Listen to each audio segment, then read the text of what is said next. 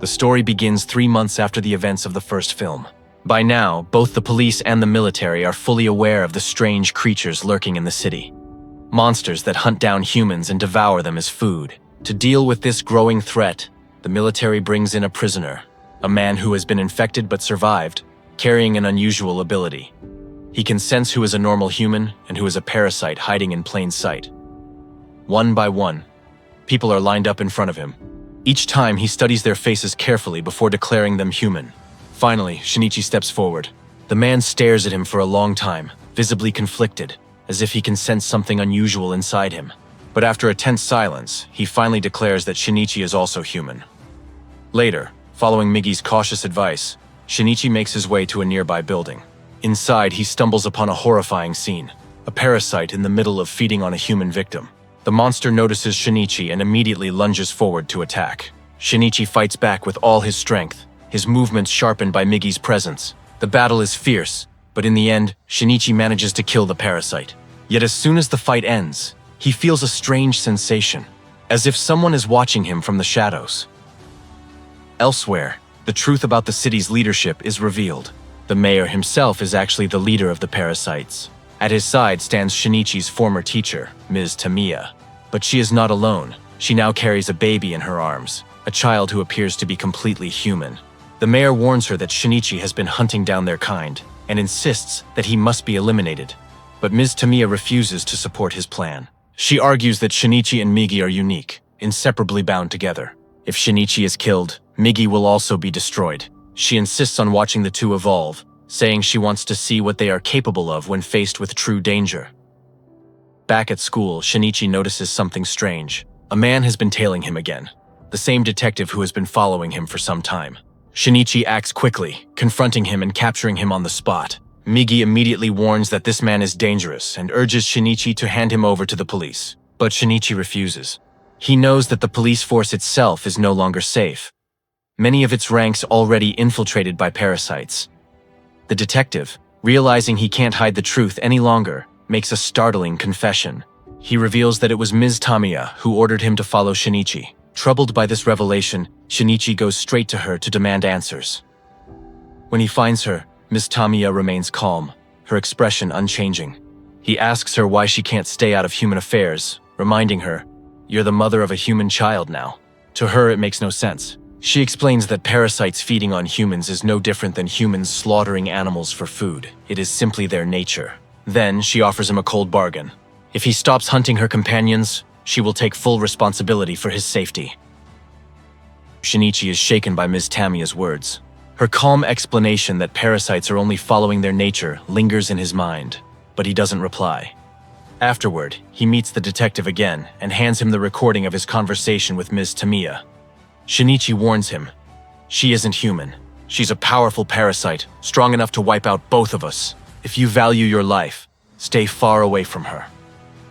The detective listens in shock, the weight of Shinichi's words settling over him like a nightmare made real.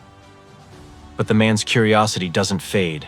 The next day, still suspicious and determined to see the truth with his own eyes, the detective pays a visit to the city's mayor. He acts casual, striking up a polite conversation, but while he speaks, his hand secretly slips a voice recorder under the mayor's desk. When he leaves, he believes he has captured the evidence he needs. Unfortunately, he underestimates the parasites. One of the mayor's companions quickly notices the hidden device and alerts the mayor.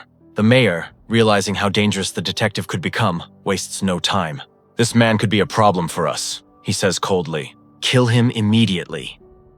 A parasite is dispatched straight to the detective's home, but when it arrives, the detective is not there. Instead, his young daughter is the only one inside. The parasite shows no mercy.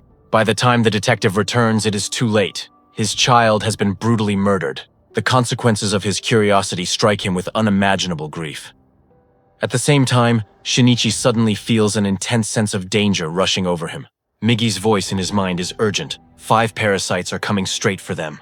Shinichi runs, but before he can get far, a figure blocks his path. To his horror, he realizes this isn't an ordinary host. The man before him isn't carrying just one parasite. He has 5 fused together inside his body, making him a monster of terrifying strength. The battle begins instantly. The fused parasite lashes out with brutal force, each strike nearly overwhelming Shinichi. But Shinichi and Migi refuse to back down. They fight with everything they have, combining speed, precision, and sharp instincts. At the height of the battle, they manage to sever the creature's head and send it crashing to the ground. For a moment, it seems like they've finally won, but the victory is short-lived. To their shock, the monster still twitches, still alive despite the lethal blow. And then, bystanders begin to arrive, drawn by the chaos. Shinichi realizes he can't afford to be exposed in public. He and Migi quickly retreat, slipping away before the fight escalates any further. Meanwhile, word of the attack reaches 𝗦𝗂𝗧𝗲. She learns that the mayor sent assassins after Shinichi, directly disobeying her warning. Furious, she storms in to confront him. "When I told you not to harm Shinichi," she demands, "why did you still go after him?" The mayor doesn't give her a direct answer. Instead, he studies her coldly. In truth, he has grown deeply suspicious of her. Ever since the day she became a mother, 𝗦𝗂𝗧𝗲 has started showing compassion toward humans. To him, that is nothing but a dangerous weakness. Determined to eliminate her, the mayor secretly orders 3 parasites to kill her. But 𝗦𝗂𝗧𝗲 is no ordinary parasite. She is the strongest of them all. She senses the assassins stalking her through a dimly lit parking garage. The moment they close in, she strikes first. The fight is fast, brutal, and merciless. In the end, the ground is littered with corpses. All 3 assassins lie dead at her feet. When 𝗦𝗂𝗧𝗲 returns home, she is struck with horror. Her baby is gone. On the table, she finds a note written in anger. "Your baby is with me. If you want to see your child again, meet me at the bridge in the park." The message is from the detective. Broken by the loss of his daughter and consumed by rage, he has taken her baby to lure her out. Terrified for her child's safety, 𝗦𝗂𝗧𝗲𝗲 rushes to the park. At the same time, Satomi sees 𝗦𝗂𝗧𝗲 on the bridge and quickly alerts Shinichi. Without hesitation, Shinichi races toward the bridge. When he arrives, he sees the detective holding the infant. Desperately, Shinichi tries to reason with him. "Don't hurt the baby!" There's no point. This child is just a normal human, completely innocent. But the detective, blinded by grief and hatred, is deaf to Shinichi's words. His hand tightens, ready to carry out his vengeance. Meanwhile, elsewhere in the city, the army finally uncovers the truth about the mayor. They discover that he is connected to the parasites and that his office is crawling with them. Acting swiftly, the military seals the entire building and begins dragging people out one by one. Using a special detection device, they scan each person. Those exposed as parasites are executed on the spot without mercy. Among the captives is the same prisoner who once worked with the police, the man who could sense parasites by instinct. The soldiers also seize the mayor himself, but instead of panicking, the mayor remains composed. He begins to speak calmly, eloquently defending the existence of parasites. He argues that they too are living beings fighting to survive, just as humans do. His words ripple through the soldiers, unsettling them. They become convinced he must be infected. Without hesitation, they shoot him dead on the spot. The room falls silent, until the prisoner suddenly bursts out laughing. Pointing at the lifeless body of the mayor, he mocks the soldiers. "You fools! You've just killed an ordinary human. That man wasn't a parasite at all." The soldiers freeze in shock, realizing the terrible mistake they've made. And before they can recover, the true monster appears. Gotou, the man who carries 5 parasites within a single body. His mere presence is overwhelming, and the once confident prisoner now trembles in terror. Gotou steps forward and says coldly, "It was 𝗦𝗂𝗧𝗲𝗲 who always insisted we remain hidden. She believed humans were unique, something to be studied. But that time is over. Now it's time for you to die." The soldiers open fire instantly, but it's useless. The creature blocks every bullet with its morphing body and continues advancing like an unstoppable beast. Back at the bridge, the detective stands on the edge, moments away from throwing the baby into the river. But before the detective can make his move, 𝗦𝗂𝗧𝗲𝗲 strikes first. Her arm morphs into a blade, and she drives it straight through his chest. The detective collapses, but in that instant, her secret is revealed. The police officers at the scene witness her transformation and realize the truth. She is also a parasite. Without hesitation, they raise their weapons and open fire. Instead of defending herself, 𝗦𝗂𝗧𝗲𝗲 does something no one expects. She shields her baby with her own body, holding the child close as bullets tear through her flesh. Even as the soldiers continue to fire, she never lets go. With her last ounce of strength, she staggers forward, her body trembling, and gently places the baby into Shinichi's arms. A moment later, she collapses, her life slipping away. Her sacrifice brings an end to her long struggle between human instinct and parasite nature. The police quickly close in on Shinichi, surrounding him and dragging him into custody for questioning. But before they can take him far, an urgent report crackles over their radios.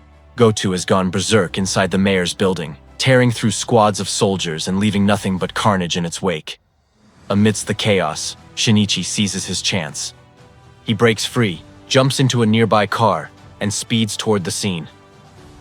But Gotou is already waiting. With its huge strength, it leaps into Shinichi's path, sending the car crashing off the road. The vehicle smashes violently. Migi pulls Shinichi out of the crashing car, and they stumble into the cover of a nearby forest. Each breath is sharp and painful. His heart races with fear. This parasite is unlike any he has faced before. It is too strong, too overwhelming, a nightmare that feels impossible to defeat. In the heavy silence, Migi speaks softly but firmly from Shinichi's hand. "Shinichi, this parasite will never stop as long as I am with you. He will always be able to sense me. You need to run without me." Before Shinichi can argue, the trees shake as the giant monster steps into view. Then, in an act of sacrifice, Migi suddenly separates from Shinichi. His body grows, changing into his full parasite form for the first time. "Go!" he shouts. "I'll hold him off!" Shinichi freezes, torn between his instinct to fight alongside his companion and the desperate urge to survive. But Migi doesn't give him a choice. Suddenly, Gotou attacks and slashes Migi apart right in front of Shinichi, cutting him into pieces. Shinichi, his eyes filled with tears, finally turns and flees deeper into the forest. Eventually, he collapses from exhaustion and finds shelter in the shadows. With shaking hands, he calls Satomi, the one person who has always stood by him. She rushes to his side, gently treating his wounds and comforting him as he finally allows himself to rest. For the first time in days, Shinichi feels the weight of fear and grief pressing down on him. But even in this moment of calm, something strange happens. From his right hand, where Migi once lived, a small part begins to grow back. Shinichi then realizes the truth. Back when Migi healed his deadly wound earlier in the story, he must have left a fragment of himself inside Shinichi's body. That fragment is now coming back to life. Relief washes over him, but it doesn't last. If Migi still exists inside him, even as a fragment, then Gotou can still sense his presence. And if Gotou comes here, Satomi's life will be in danger. Shinichi knows he can't allow that. Stepping outside, he quickly realizes it's already too late. Gotou has found them. Forcing himself to act, Shinichi runs out in front, drawing the monster's attention and leading it toward a nearby abandoned factory. But Gotou is relentless. He blocks Shinichi's escape, towering over him with terrifying power. Desperate, Shinichi grabs an iron rod from the ground and drives it into Gotou's body with all his strength. But the monster doesn't even flinch. Instead, it mocks him, saying, "Do you think I am some ordinary parasite that can be killed with a rod? Once I finish you, I will claim this entire world." With those words, Gotou unleashes his full fury, striking straight at Shinichi. Just as the monster's blade is about to tear Shinichi apart, something stirs deep inside him. Migi, having slowly regenerated within his hand, suddenly bursts out at the last possible second. He blocks the deadly strike, forcing the 5-in-1 parasite to stumble backward in confusion. And then, something unexpected begins to happen. The monster convulses violently, its skin rippling and splitting as if its own body is rejecting itself. Shinichi stares in shock. "Migi, what's happening to him?" Migi answers calmly, even in the chaos. "That iron rod you drove into his body. It was covered in chemicals from the wreckage. They've seeped into his bloodstream. The parasites inside him can't survive in this poisoned host. They're abandoning it." Within moments, the once unstoppable beast starts tearing itself apart. One by one, the parasites writhe out of its body, shrieking as they separate. Shinichi watches in horror as the towering figure crumbles, collapsing until only a brittle, skeletal shell remains. With grim determination, Shinichi lifts the remains and hurls them into a blazing fire nearby. The flames roar, devouring what is left, until the terror is reduced to nothing but ashes. Time passes, and the city slowly begins to heal. Sitting quietly, Shinichi and Migi share one last conversation. Migi's voice is calm, almost tender. "Humans have destroyed most of the parasites now. Our time together is over. You no longer need me." Shinichi's chest tightens. He begs Migi not to leave, not after everything they've endured side by side. But Migi only shakes his head. "I will heal your hand, and then disappear." True to his word, Migi carefully restores Shinichi's arm to its original form. And then, without pain, he fades away. For the first time, Shinichi feels the crushing emptiness of losing not just a comrade, but a true friend. Much later, life seems almost normal again. Shinichi lives peacefully with Satomi, their bond stronger than ever. Together, they raise Miss Tamiya's baby, giving the child the love and safety its mother sacrificed everything to protect. It seems the horrors of the past are finally gone. But peace never lasts. A desperate man appears and tries to rob them. Grabbing Satomi, he sneers, "The real monsters are humans like you. Those parasites were nothing compared to what people do." Satomi, fearless, looks him in the eyes and says, "No, the real monsters are people like you who prey on others." Enraged, the man pushes her over the edge of a rooftop. Time slows. Shinichi's heart nearly stops as Satomi plummets. Without thinking, he rushes forward and stretches out his arm.